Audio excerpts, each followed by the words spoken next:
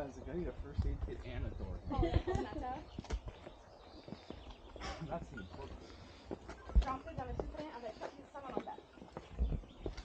I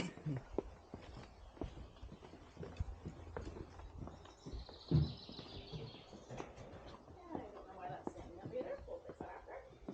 And can I please have you folks shut the door behind you? Stay drunk, man. Jesus. Thank you. Sorry. Good Lord, man. I haven't been here before. Should have worn my jacket. Perfect, so you folks can come on over here.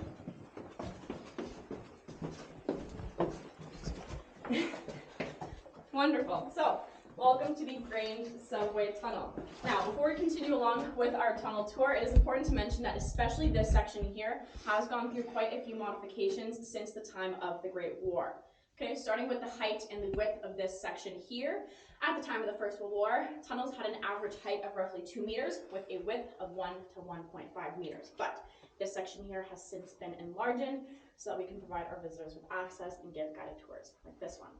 Second is the lighting, actually. So, if you all look behind you, you can see that small yellow light. That's approximately 220 volts of lighting. And these would have been separated by roughly 20 meters. And that's pretty accurate to the time of the First World War. Now, if everybody's comfortable, I can actually shut the lights off to the tunnels and show you folks what it would have looked like down here for the soldiers who found themselves here. Absolutely. Yes? Perfect. One side. And Oh my security. Oh, keep your eyes a minute. So, you can imagine that the experience of the men who found themselves stationed down here during the time of the Great War, their experience is much different compared to what ours is going to be here today. And lastly, these concrete beams would not have been here either. When the tunnels were originally dug, they were dug in an arch shape, so in a self-supporting structure and then reinforced with wooden beams. But to meet Canada's health and safety guidelines, they have since been replaced with concrete beams and then metal grating added above our heads to keep any small rocks from falling on us. So, any questions about the modifications at all? Nope. Perfect. So we're actually going to head on over to the right side now, and we're going to get to visit some of the various rooms that would have been used here. There's a gate. We get to go past it. Open the door.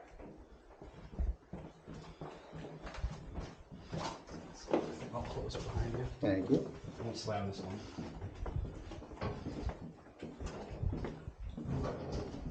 I haven't been down this way. Oh, you haven't? No, I never got a chance to go down well, this way. We'll take our time. Feel free to take pictures, and if you guys all want a picture down here as well, I can take a picture of before. Okay.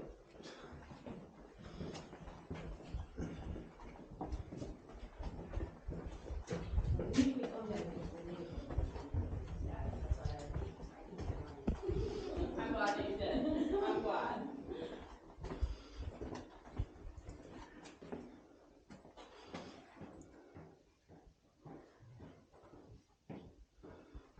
Perfect. So, when the tunnels were dug out here, they were actually dug in a span of 7 months. So, quite a tedious task, but they were working on the constructions of these tunnels for essentially 24 hours a day, 7 days a week. This small inlet here is actually a first aid post. So, sometimes if men were injured coming back from the battlefield, they were actually brought down into these tunnels and then taken care of here in a little first aid post like this before being sent back further beyond the rear. And then eventually, if some soldiers were injured quite severely, they would actually be sent back all the way to England to receive care in hospitals there. So, just a small first aid post. And what we're actually going to visit now is a runner's room. So, these tunnels were used by officers, so they would have actually been doing any sort of plans for battles down here. But because runners had such a dangerous position above ground and such a short lifespan, they had the, in quotation marks, luxury of being able to stay down here to provide for communications. So we're going to head and see one of those rooms now.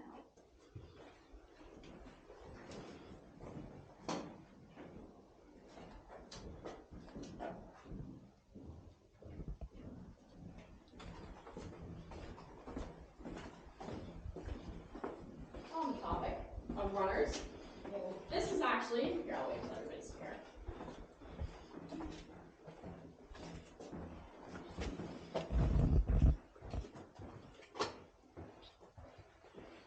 free to squish in. This is actually what the entrances and exits to the tunnels would have looked like originally. So we do get a lot of questions asking if it was stairs. I say it was more so of a crawl or scurry up and down through the tunnels. So accurate representation of what the tunnels actually looked like during the time of the Great War.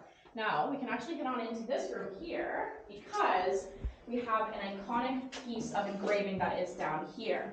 Now, we can't authenticate any of the graffiti that was done in these tunnels since the time of the First World War because the tunnels here were actually open to the public, essentially from the 1920s all the way up until the 1950s or 60s. Lots of French teenagers like to come down here and hang out during that time. But this piece here has been covered in plexiglass because you can see the little emblem of a maple leaf, which is interesting because the maple leaf still wasn't used on the Canadian flag that we know here today, but it was used as the emblem for the Canadian Army. So we aren't exactly sure if it is authentic or not, but it has piqued visitors' interest since we've been able to visit here since. So special little part of the tunnels that we like to see. Now we're going to head over to the runner's room.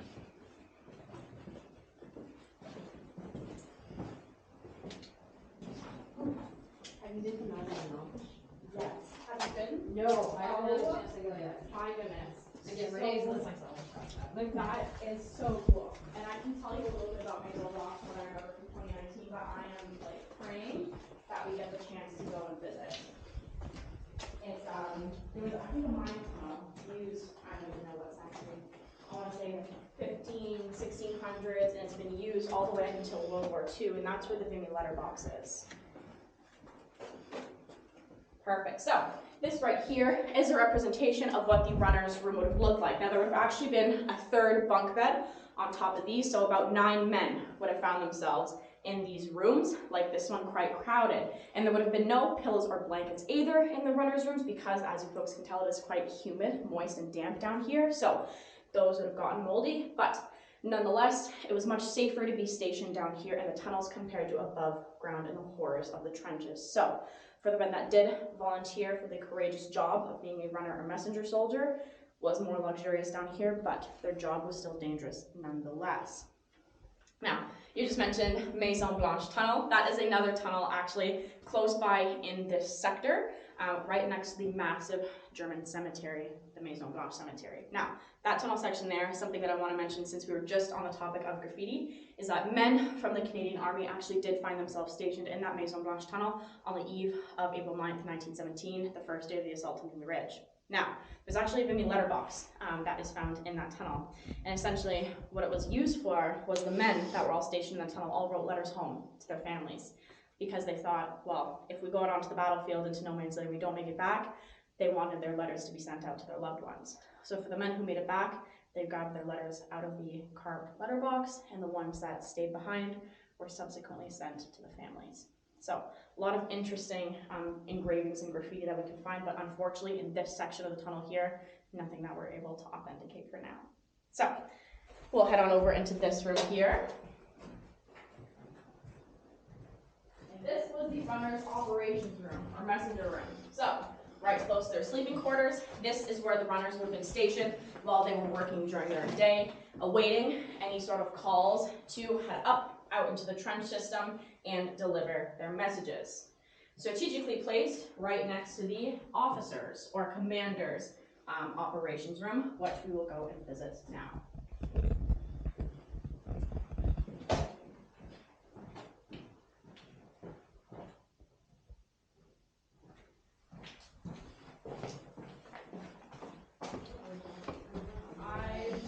I've done this once. I didn't get time to practice, but I was like, okay, I think I know my way down here now.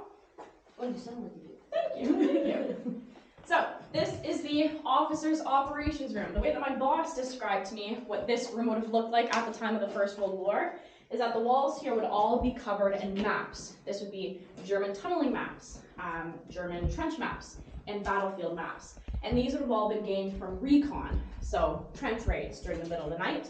Soldiers would typically crawl through saps, which wasn't quite a trench and wasn't quite a tunnel either. It was typically a trench and then covered over with some wood and some land to essentially look like it was not there. And when they would crawl over to the German front lines and take prisoners of war, gain any sort of information as possible, and take maps.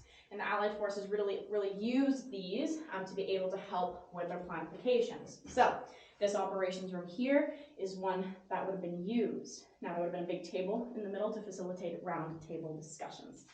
So strategically placed right next to the runner's operation room.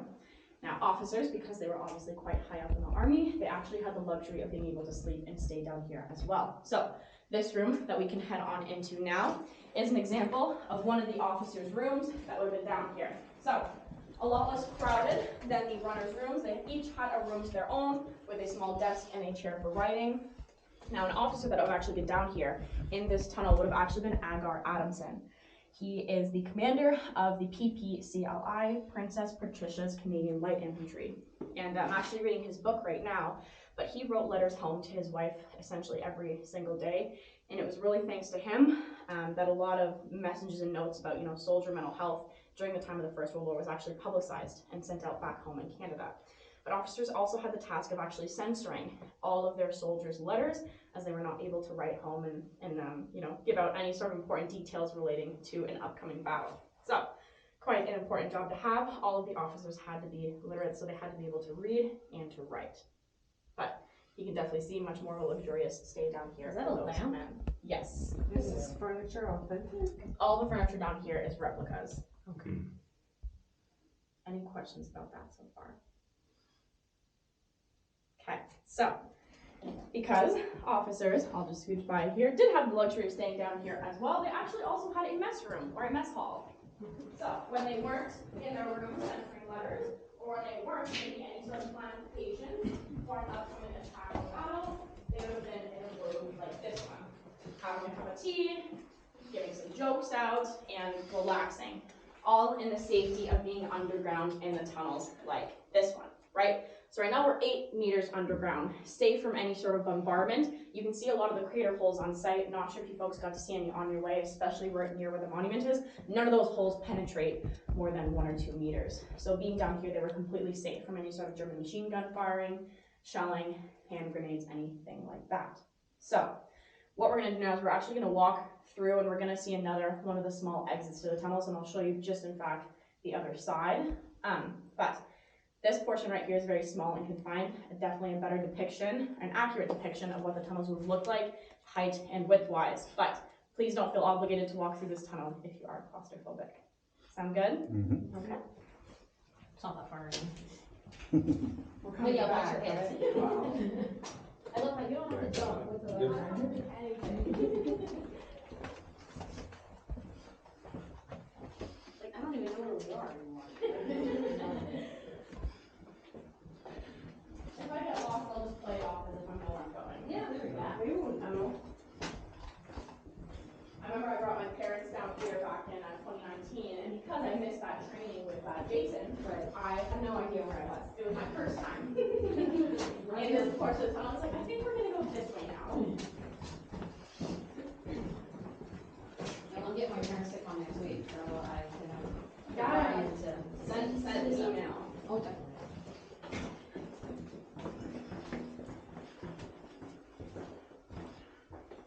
So, another portion of the tunnel here, authentic and accurate to the time of the First World War. So you can really see how portions like this, especially going outwards, and actually there's a little engraving, I never even knew that was there. This is what it would have looked like. Would they hold that? That is Wires. wiring. Oh, okay. Yeah, so they would have had those small lights down here as well. Right. And Dear God. yes. And these tunnels actually continue for miles. So like you folks were seeing on that massive map, the La Folie tunnel system here, this tunnel would have actually continued far beyond the highway. That's right in front of the visitor center, but when the French government was constructing the highway, it collapsed that portion of the tunnels. And tunnels even now today are actually being discovered all over this sector in northern France, especially because these ones here were dug out of chalk, which is quite easy and light to dig out of. there was extensive tunneling network, and these ones actually all connect. When we head up to the deep finding tunnel on the other side of the tunnels, that one actually connects for kilometers on either end, and that's why all of our portions here are gated off, because they all connect. But unfortunately, this is the only one that has been safetied and discovered and is open for visitor access. Even the Maison Blanche tunnel, like you were mentioning before, you have to get private access through the Duran Group, which is a group of very highly specialized individuals who specialize in mining and discovering tunnels like this one. I've been under the Grand Place. Yes. There's tunnels underneath one of the restaurants, and the owner took us, I think this was in 2018. He took our entire group who were here for burials underneath his restaurant in the tunnels, and he was like, literally nobody comes down here. Like the last people who were down here were Canadians in 1917. Oh my gosh, it's that's insane. I have a photo from that. It was pretty cool. That is so cool. Yeah, underneath one of the restaurants. We need to go So make some cool. friends. And even at Beaumont Hamel, I didn't even know this. I don't know how recently they were discovered, but there's a whole German tunneling network underneath the grounds at Beaumont Hamel too, where the Newfoundland Regiment would have advanced on the 1st.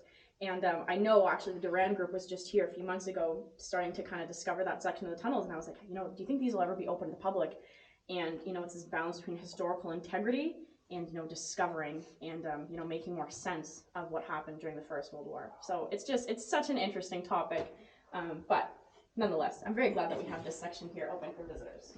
Would it have been this height, or is this just years of like slight collapses? So that would have probably been exactly the same height. I'm not exactly sure of Like that. would it have kept going? Sorry, like with this part? I believe that is an entrance or exit, so that's pretty accurate to what it would have looked like back So then. it would be that height. It wouldn't be the Yeah. full height. Holy crap! Exactly. So the tunnel that we walked through before when getting out of the officers' mess, that's pretty accurate to the main lines of the tunnels, but any sort of patches out where the runners would have crawled out, that's exactly what Crawling. it would Yeah. look Wow. like. Exactly. So you have to be a small guy. Yes. Yeah, I wouldn't do it very well. Yes. So there were some pretty hefty restrictions onto what men could actually enlist and enroll as soldiers during the time of the First World War. So these stairs actually lead out, and I'll point it out to you when we exit the tunnels, all the way on the other side of the visitor center. But what we're going to do now is we're actually going to head up, visit another portion of the tunnels, and then visit one of the deep fighting tunnels as well. And if you want a picture at any point before you, please let me know. I'm kind of thinking you're going to have to be in it with us, Holly. I would love to be in one. We can take a selfie. I mean, Doug over here has a stick, so. Yeah. I'm sure he can finagle something.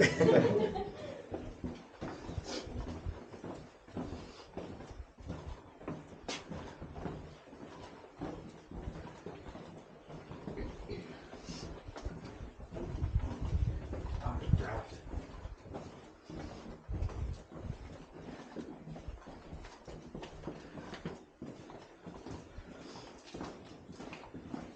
Are these new tunnels?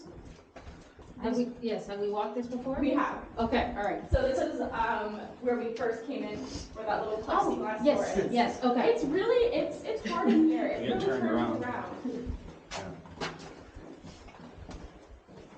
Even when I'm trying to analyze and look at some of the trench maps that the men would have used in saps. So there's trenches, tunnels, and saps. And saps are those little, really tiny trenches that are covered with mud and grass over top that they essentially army crawled through to go do any sort of recon. And then there's the trench maps, and they always had to know where they were going at all times. And I have no idea how they were able to navigate all of that, especially because they were ever changing.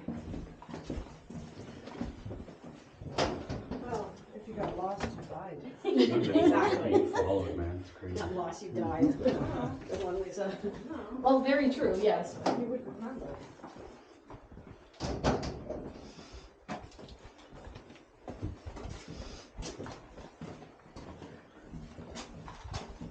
After getting great shots in the back of my head, Doug. Yeah, it's amazing actually. I was gonna say, I hope my hair looks good back there. You're probably unaware of how spectacular it is.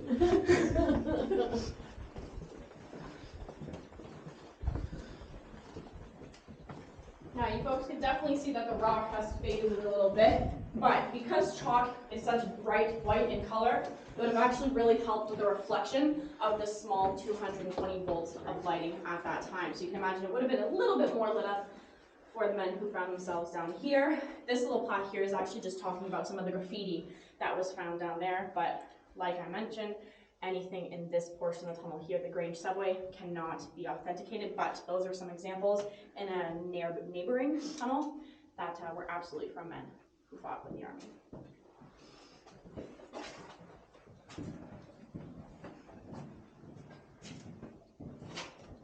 Stupid shadows. I'll tell you, this is about the most perfect application for this Absolutely. 360. CBC did the same thing. Oh yeah? Yeah, they just didn't go, they just went through the trenches, they didn't go down. But for 360, I mean, it's pretty cool because Yeah, absolutely. It's like you get to experience it. sort of, yeah. Except part of the thing is me all the time, but Yeah. Yeah. could be worse. Could be me. Could be a doctor's back of her head. This is the classic tunnel tour. So this portion of the tunnel here is called the 42nd Battalion Tunnel, also giving you a better accurate representation of what the tunnels would look like at the time of the war, minus that massive hole there, because when it rains above ground, it also rains underground. That is our drainage system here in the tunnels. Now, I mentioned that the tunnels were dug completely by hand, and it wasn't just any sort of individual that would actually have the task of digging these tunnels. It was professional engineers, Welsh miners that would have dug these tunnels completely by hand with replicas like you can see in the bottom left-hand corner there. Now, the digging of these tunnels was actually a very dangerous job to have as well. German forces, as you folks saw on the Lafayette map, were also tunneling in the same sector at the same time. So, the digging of these tunnels actually had to be done in complete silence. Some soldiers even had the task of listening onto the walls of the tunnels to hear if German forces were digging in the same area. And sometimes what would end up happening is they're playing a sort of leapfrog game, trying to dig under one another. And it did happen sometimes where the two tunnels would intersect underground, and a whole underground war would essentially happen. But what we're going to do now is we're actually going to head up these stairs and visit a deep fighting tunnel. So if the Allied forces ever did manage to hear or figure out that they were digging close to a German sector, they would tunnel 30 or 40 meters underground and actually place munitions at the base of that tunnel and detonate it. This was also done under any sort of German stronghold or bunker as well. And when we exit these tunnels and make our way up to no man's land, we're going to see one of the remnants, so a massive clear hole of one of these deep fighting tunnels, and you'll really be able to see how much bigger these explosions were compared to any sort of regular shelling. So we'll head up these stairs now. Please watch your heads as it does get even shorter up here, and we're going to get a chance to see one of those deep fighting tunnels.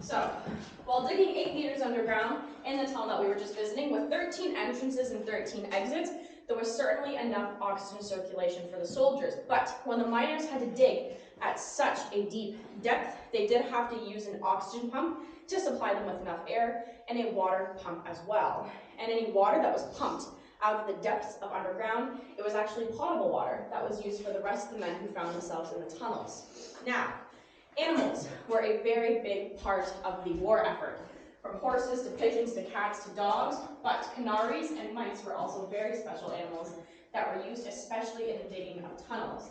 It was actually those animals that would have detected any sort of dangerous gases for the forces and alerted them to make sure that they weren't going to go digging 40 meters underground and then subsequently be poisoned by carbon monoxide or anything like that. So we're going to keep heading this way and take a look at the deep fighting tunnel, and then we'll all join in the room neighboring.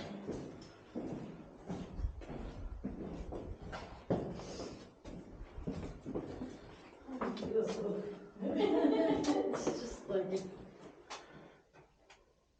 So, pretty tough to imagine how incredibly and extensively deep those tunnels would have gone, but deep fighting tunnels were an integral part to the tunneling war during the time of the Great War. And that one actually extends down for kilometers. Actually, the director, John, was telling me, because when I had a VIP tour a couple weeks ago, it was really him that was explaining all of this, because I actually didn't even know that there's so much of the tunnels that are left here underground undiscovered and not open to public access. I had no idea that they actually connected for so incredibly long. And he says it would be a tough crawl, and you'd be doing it in pitch black, but essentially you can army crawl for well over a kilometer down from that deep fighting tunnel there. So, Interested? I would love to do it. Yeah, we got this. So, we're now going to take a step back and talk about the assault on Vimy Ridge, the first day of the assault being the 9th of April, 1917. Now, typically, this tunnel here was used for communications and also for the plans of any sort of assault or battles by commanding officers. But on the eve of the 9th, over 3,000 men found themselves stationed in this tunnel, shoulder to shoulder, waiting in the relative darkness that we all got to experience earlier for well over 24 hours, waiting to exit. These tunnels were used actually for the movement of troops up towards the front line. It essentially created this surprise effect so that when the men all exited the tunnels, the German army would be surprised with thousands more men than what they were expecting. So the men got the call at around 4:30 a.m. to begin exiting the tunnels, and the assault on the ridge began at 5:30 in the morning on April 9th. So what we're going to do now is actually take essentially the exact same exit that those men would have taken on that morning, and then we're going to head up into one of the Canadian outpost trenches that was used here as well. But before we exit the tunnels, does anybody have any questions or anything else that they wanted to see? Okay. Okay, ready to head out? Yep. Okay, let's go. Watch your step. Perfect. Thank you, my friends. Thanks.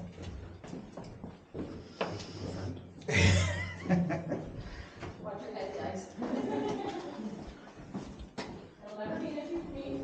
That's the one time I'm not complaining about being so short.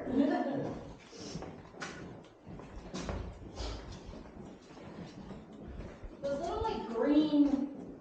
It's good. Yes. Are they authentic? I believe those ones are all replicas. I was like, they look like shot glasses. But that's essentially exactly what they would have looked like back then.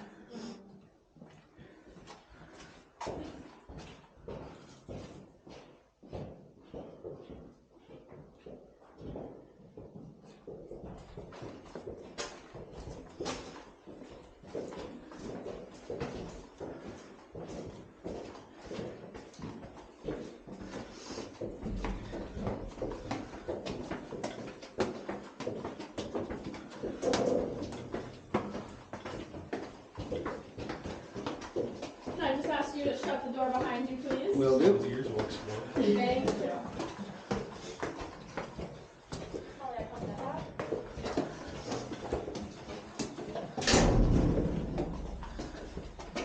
Ooh, that's my workout for today. Yep. Already. I'll be right in the front here.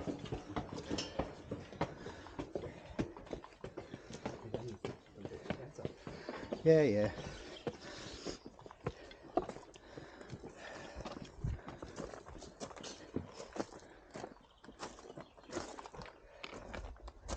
Wonderful. So, the trench that we find ourselves standing in now is the Canadian Outpost Trench. Now, what this trench was used for was actually observations. If you look right over at the point A there, right on the crest, there's actually a post that goes up, and then a tiny little observation post what soldiers would have used. Only 25 meters away on the other side of this trench is actually the German front liner outpost trench. So, two trenches extremely close in proximity. They were very dangerous for soldiers to be stationed in. Thus, only 8 to 10 men would have ever found themselves in this trench at one time. Now, just like the tunnels, this trench here has gone through a couple modifications since the time of the war as well. In the 1920s, when the architect for the monument, Walter Allward, was waiting to pick his perfect rock, he decided to actually preserve these trenches here to allow future generations to visit. So, they would not have used concrete sandbags back in 1914, but they have since been replaced to hold up the integrity of the trenches here. Now, they'd have actually been a little bit taller, towering over my head at about 8 feet in height, but as we walk through, you'll notice a couple sections of this trench here does get quite taller and much more accurate to the time of the First World War. Now, again, just like in the tunnels, our experience in these trenches is very different compared to that of the men who served here back during the time of the Great War. We have this beautiful rock path to keep our feet nice and dry and clean as we're walking. But for the men who found themselves in the trenches during the time of the Great War, they typically found themselves up to their knees in mud and water. Their hair and their clothes were covered with lice, and many of those men often suffering from trench foot and various other diseases that spread easily amongst the trenches. And soldiers typically spent about 5 to 6 days in the trench rotation. So moving up from the reserve trench, 5 to 6 days in the support, 5 to 6 days in the front before being billeted back to their rest area. And they ate in these trenches, slept in these trenches, and lived out their day-to-day activities in here. Many of the soldiers at this time as well